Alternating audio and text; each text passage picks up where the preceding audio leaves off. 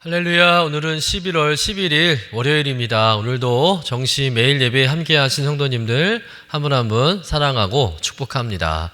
다 같이 사도신경으로 우리의 신앙을 고백하며 예배 자리로 나가겠습니다.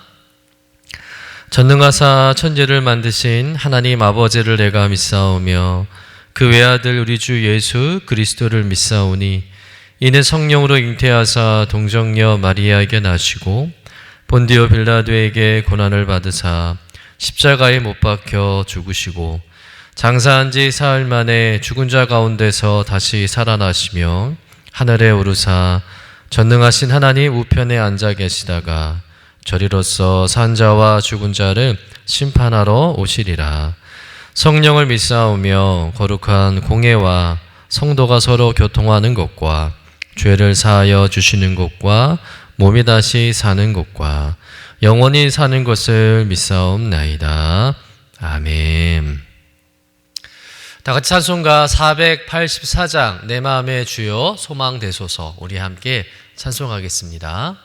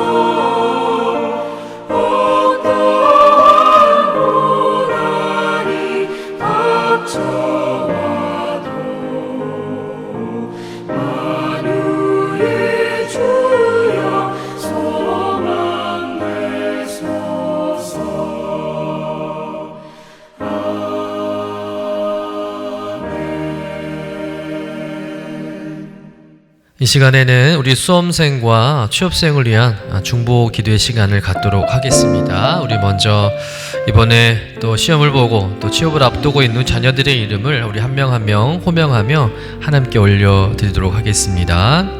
고민서, 구자윤, 김선빈, 김성주, 김희성, 서현준, 안유건, 유훈호, 이도윤, 이희찬, 임채연, 장준영, 장진호, 장희원, 최윤하, 최준서, 한희, 한예준, 최아인, 이재연, 이수연, 엄하은, 박미소. 우리 자녀들 기도할 때 세 가지 기도 제목이 있습니다. 수험생, 취업생의 모든 일정 가운데 역사하시는 하나님을 경험하도록, 또 수험생, 취업생의 가정 안에 이 시기를 잘 이겨낼 힘을 얻도록, 또 수험생, 취업생의 성령께 주시는 지혜와 명철로 준비하도록 우리 함께 합심해서 기도하겠습니다. 하나님 아버지 감사합니다. 곧 다가오는 수능 시험과 또 취업을 앞두고 있는 우리 자녀들 위해서 함께 기도할 시간 갖게 해주시니 감사합니다. 주님, 저들이 준비한 모든 과정들 하나하나 주님께서 붙잡아 주실 것을 원합니다. 평강을 더하여 주시옵소서. 모든 일정 가운데 주님의 역사하심을 경험할 수 있는 그런 복된 인생 되도록 하나님 이끌어 주실 것을 원합니다. 어떤 어려움과 어떤 실패가 있을지라도 하나님이 항상 함께 하심을 믿고 담대하게 나가는 우리 주의 자녀들 되게 하여 주옵소서. 무엇보다 하나님 저들의 가정 안에 이 시기를 잘 이겨낼 수 있는 힘을 부어주시기를 원합니다. 함께 온 가족이 기도하게 하시고 서로 격려하며 응원할 수 있는 아름다운 축복의 가정 되게 하여 주실 것을 원합니다.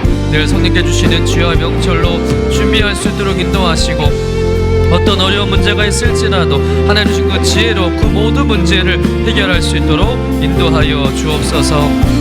하나님의 말씀을 통해 삶의 방향을 찾게 하시고 성령 인도를 따라갈 수 있는 귀한 자녀들 되게 하여 주옵소서. 감사드리며 거룩하신 예수님의 이름으로 기도드립니다. 아멘. 오늘 우리에게 주시는 하나님의 말씀은 시편 69편 1절에서 9절까지의 말씀입니다. 함께 받들어 읽겠습니다. 하나님이여 나를 구원하소서. 물들이 내 영혼에까지 흘러 들어왔나이다. 나는 설 곳이 없는 깊은 수렁에 빠지며 깊은 물에 들어가니 큰 물이 내게 넘치나이다. 내가 부르짖음으로 피곤하여 나의 목이 마르며 나의 하나님을 바라서 나의 눈이 쇠하였나이다. 가닥없이 나를 미워하는 자가 나의 머리털보다 많고 부당하게 나의 원수가 되어 나를 끊으려 하는 자가 강하였으니 내가 빼앗지 아니한 것도 물어주게 되었나이다. 하나님이여 주는 나의 우매함을 아시오니 나의 죄가 주 앞에서 숨김이 없나이다.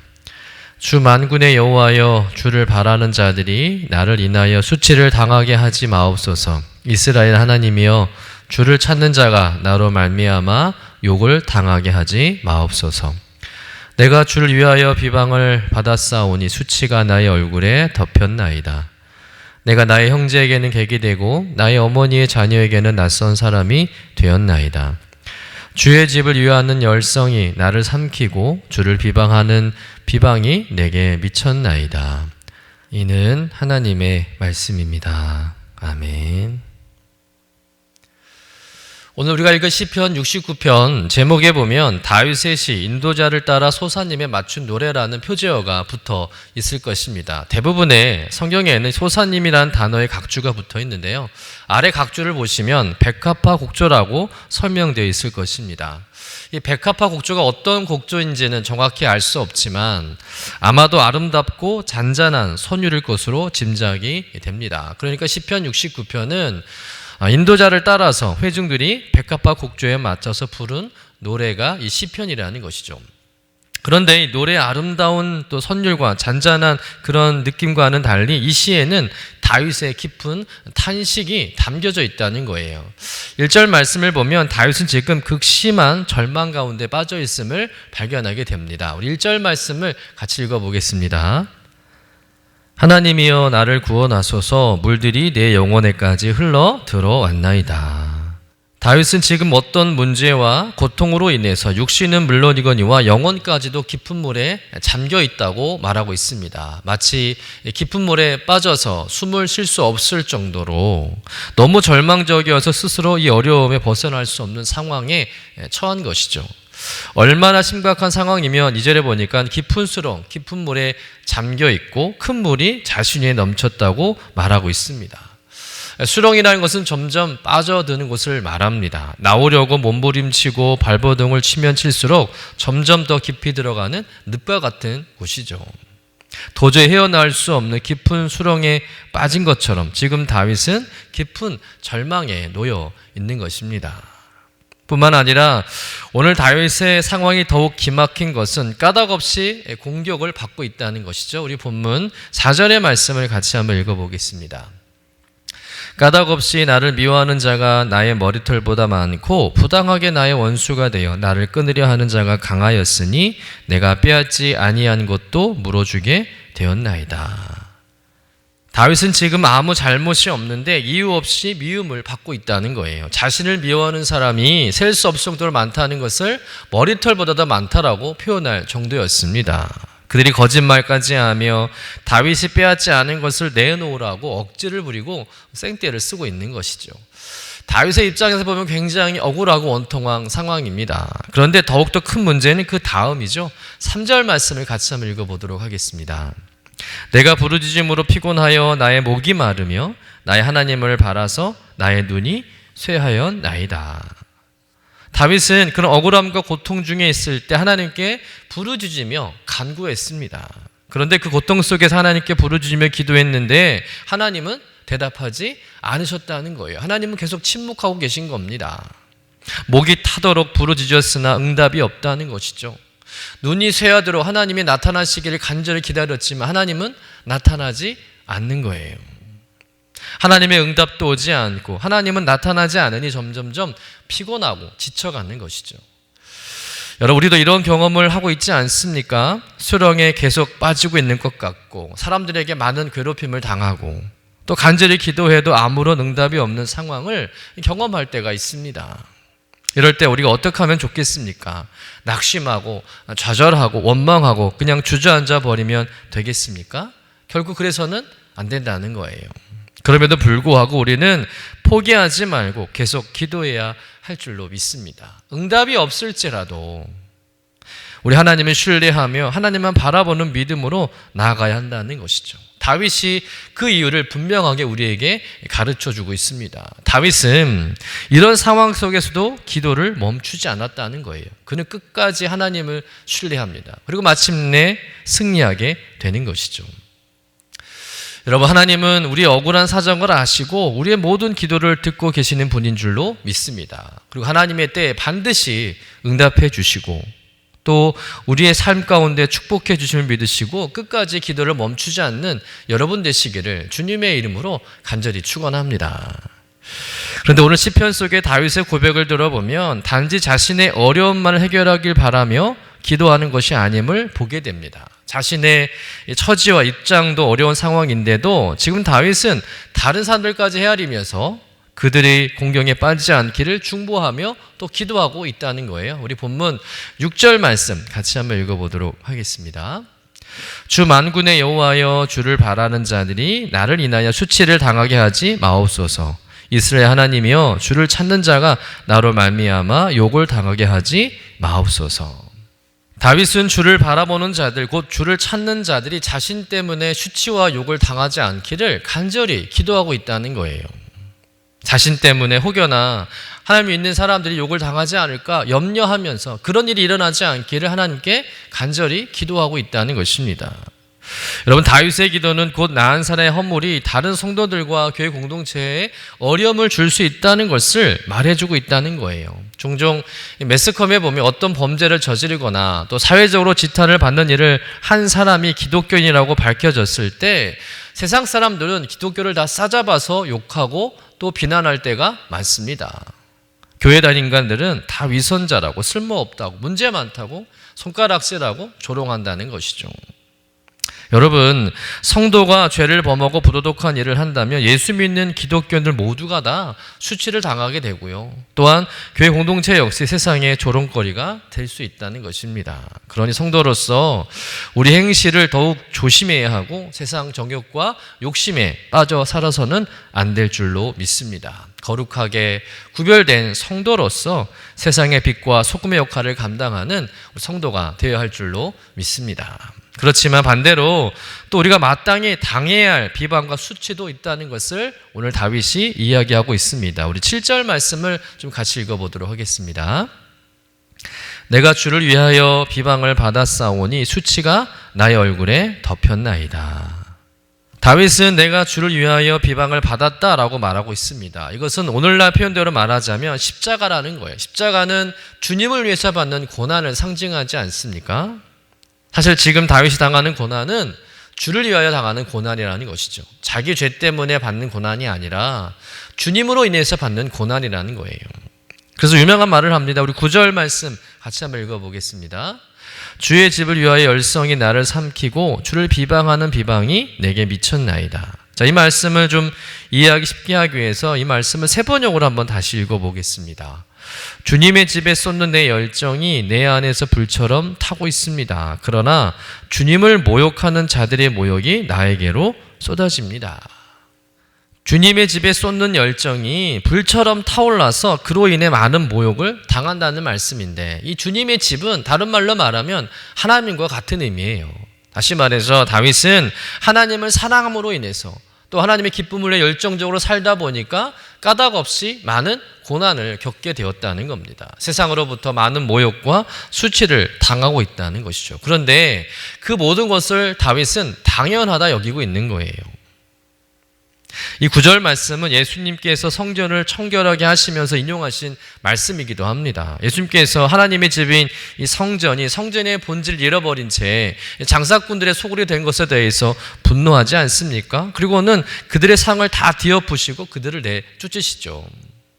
그만큼 예수님은 성전을 사랑했고 성전이 바로 세워지고 성전에 드려지는 그 예배가 온전히 세워지기를 바라신 겁니다. 그런데 그 일로 인해서 예수님은 당시 대제사장과 기득권 세력들에 의해서 많은 고난을 당하게 되었다는 것입니다.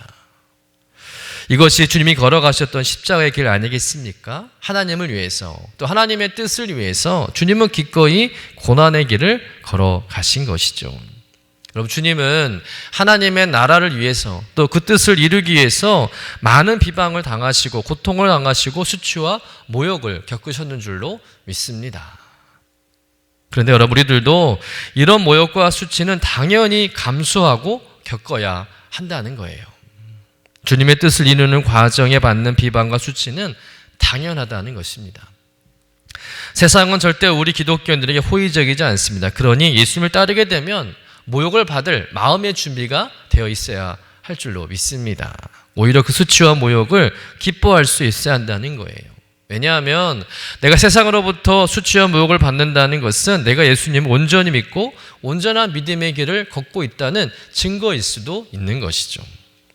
주님이 가시는 그 십자가의 길을 걸어가고 있는 것인 줄로 믿습니다. 그러나 그 주님의 길, 십자가의 길, 고난의 길은 그리 길지 않다는 것이죠. 반드시 끝이 있습니다. 주님께서 그 고난의 길의 끝에 우리를 반겨 맞아줄 때가 있음을 믿으시길 간절히 축원합니다. 로마서 8장 18절 말씀에 이런 말씀이 있습니다. 생각하건대 현재의 고난은 장차 우리에게 나타날 영광과 비교할 수 없도다. 현재 고난이 아무리 커도 우리에게 나타날 그 영광에 비하면 아무것도 아니라는 것이죠. 여러분, 다윗처럼 신앙 때문에 겪는 지금의 고난과 어려움이 있겠지만 여러분, 잠시뿐이고 그 너머에는 하나님의 영광을 바라보시는 저와 여러분 되시기를 주님의 이름으로 간절히 축원합니다. 까닭 없이 당하는 고난이 있을지라도, 억울함이 있을지라도 여러분, 주님께서 그 모든 문제를 해결해 주실 것을 믿고 더욱 견디며 기쁨으로 감당하시기를 축복합니다. 그래서 고난 중에서도 다윗처럼 소망의 노래를 부를 수 있는 성도님 되시기를 주님의 이름으로 간절히 축원합니다. 기도하겠습니다. 사랑과 은혜가 풍성하신 하나님 아버지, 오늘 시편을 통해서 다윗의 고난과 탄식을 깊이 또 묵상하며 또 은혜를 받게 하시니 감사합니다. 우리 또한 고통 속에서 하나님을 간절히 부르실 때가 있지만 종종 응답이 없는 것처럼 느껴질 때 낙심할 때가 많습니다. 그러나 다윗처럼 그 순간에도 끝까지 하나님만 의지하고 신뢰할 수 있는 믿음을 허락하여 주옵소서. 주님, 우리가 주님을 위해서 받는 비방과 수치를 기쁨으로 감당하게 하시고 이로 인해 하나님께서 우리를 더욱더 견고하게 하신 은혜를 깨닫게 하여 주옵소서. 세상이 우리를 미워하고 조롱할지라도 그 안에서 예수님이 걸어가신 십자가의 길을 함께 걸으며 하나님께 영광 돌리는 삶을 살아가도록 인도하여 주시옵소서. 지금의 고난이 지나고 장차 우리에게 나타날 영광을 바라보며 인내할 수 있도록 오늘도 우리에게 힘과 용기를 더하여 주옵소서. 감사드리며 거룩하신 예수님의 이름으로 기도드립니다. 아멘. 하늘에 계신 우리 아버지여, 이름이 거룩히 여김을 받으시오며 나라가 임하시오며 뜻이 하늘에서 이루어진 것 같이 땅에서도 이루어지이다. 오늘 우리에게 일용할 양식을 주시옵고 우리가 우리에게 죄 지은 자를 사하여 준 것 같이 우리 죄를 사하여 주시옵고 우리를 시험에 들게 하지 마시옵고 다만 악에서 구하시옵소서. 나라와 권세와 영광이 아버지께 영원히 있사옵나이다. 아멘.